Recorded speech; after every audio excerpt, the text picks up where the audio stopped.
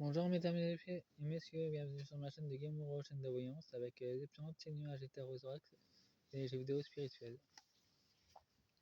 Je vais faire une guidance avec une oracle calendrier divinatoire de avant. Et oui, ça existe aussi. Et avec l'oracle dragon guide des élémentaux. Faire une autre avec la chaîne de Guillaume Moreau avec les plantes, les nuages et Tarosax, les dés et les jeux vidéo spirituels. On va faire une guidance. Première partie.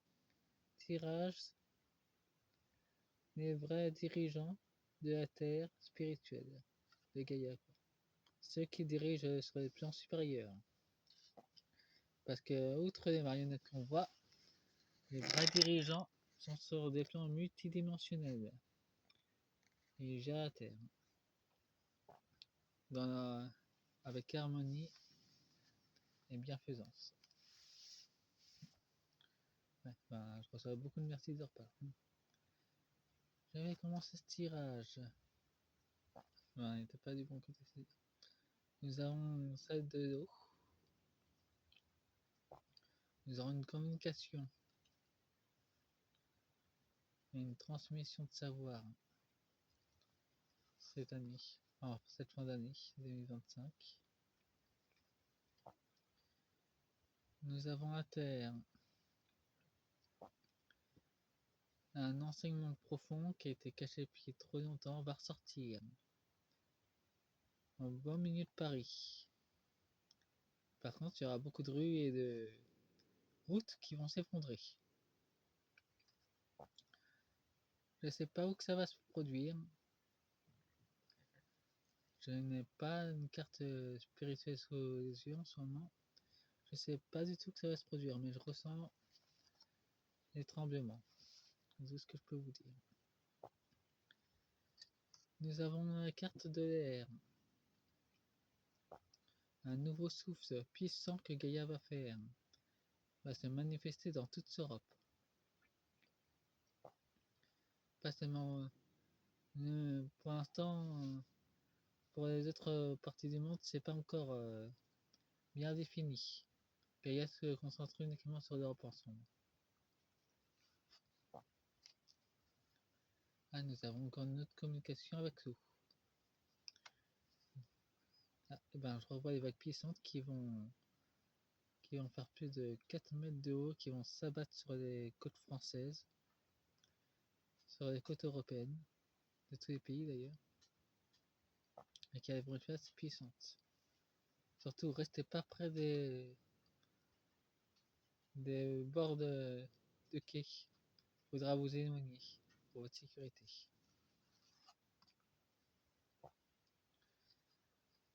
Nous avons l'énergie de l'éther. L'énergie de l'or, l'énergie de l'âge d'or va encore plus se manifester. Elle est déjà mise en place sur les plans subtils. Ils attendent que la plupart de l'humanité ancre cette énergie de l'âge d'or pour que ça se matérialise dans la matière. Apparemment, je vois que c'est fin 2025 et début 2026. Et je reçois en termes de petits messages qu'il ne faut pas se stresser. Il faut le faire en pleine conscience, mais il ne faut pas être stressé pour le faire. Nous avons encore la carte de l'air et de l'éther.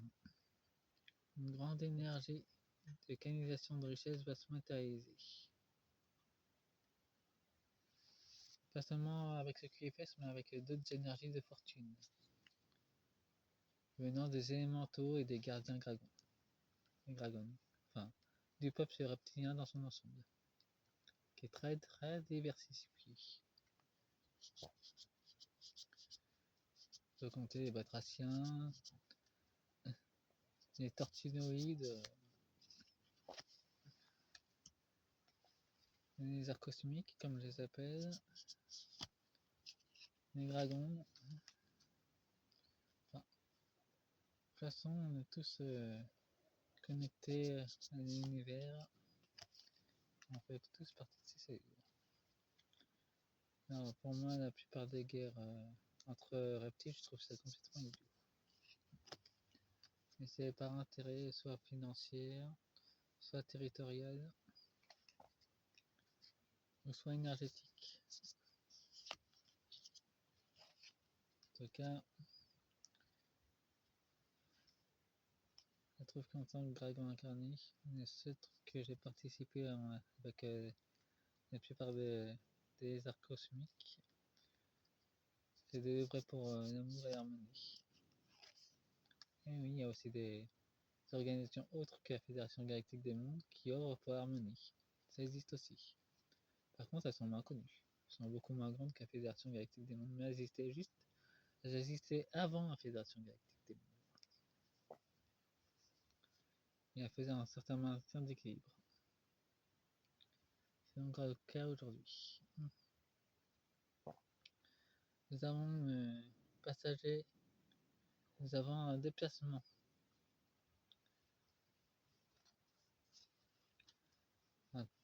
Ah, le sablier de Saturne.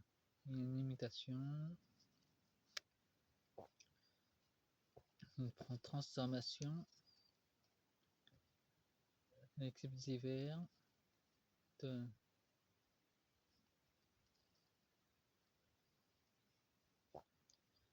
Nous avons une éclipse d'été. En tout cas, il y a quelque chose de fort qui va se réveiller en été. Et en tout cas, il y a le feu vert sur les plans supérieurs. Et nous avons l'énergie de l'eau. Encore l'eau et l'éther. L'énergie de la création. Ça montre littéralement l'énergie de la Chine, qui veut atteindre la lumière, en prenant la lumière des autres pays, pour réaménager son territoire, mais ça va causer sa perte par contre, en cours de route. Bien que ça se voit pas encore dans la matière, mais sur les plans invisibles, ça se voit déjà. Avec les solstices d'hiver, et nous avons une méditation intérieure.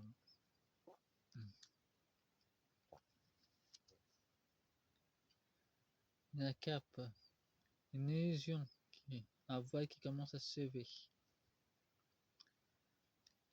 sur cette réalité qui est pleine de lumière. Ça nous montre beaucoup d'éveil dans le monde, dans les mondes, pas seulement dans le nôtre.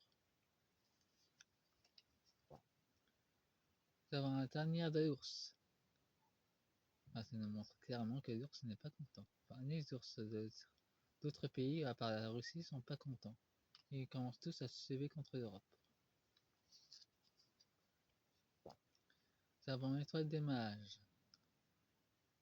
Des nouveaux guides spirituels, à part Dieu, par Jésus, Macéda, va pas revenir s'incarner. On peut dire que sa descendante va plus de s'incarner sur Terre. Par contre, c'est ni à Israël, ni au Liban qu'elle va s'incarner. Ça reste mystérieux, c'est tout ce que j'ai. Nous avons la nuit noire de l'âme. Beaucoup vont avoir un réveil très difficile, très douloureux, mais c'est nécessaire pour passer à l'éveil. C'est pas simple, c'est très douloureux, mais c'est nécessaire. Bon, c'est la fin de la traduction des dirigeants spirituels de la Terre. Si vous un pouce, abonnez-vous. Fin de la vidéo.